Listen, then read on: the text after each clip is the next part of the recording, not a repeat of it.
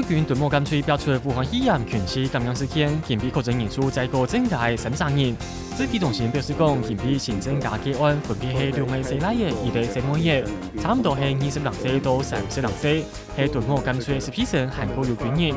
其中有2-3人出现皮膜埋到密切的相关症头，一下传染后总共有27人确诊。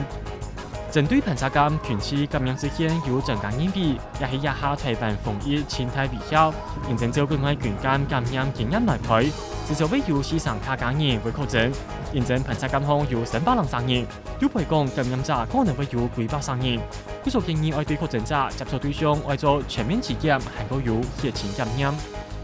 高雄市政府近比早前开记者会，讲盘查监改变同路上的快通起点当中，有5个所在已经不用地做充电追踪器，认真也5个所在有9个市民出现头气道症头已经采检的，不过结果望出来。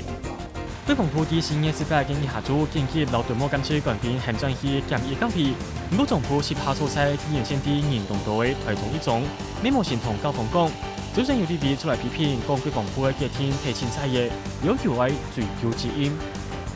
安部也为有天一批天一用的旅保机转到台湾，不过伫草案部有担当天一用的旅保机在2包31个台湾人转到台湾，不过有1个台人同1个省人呢，一种有头气头症头本人送去医院。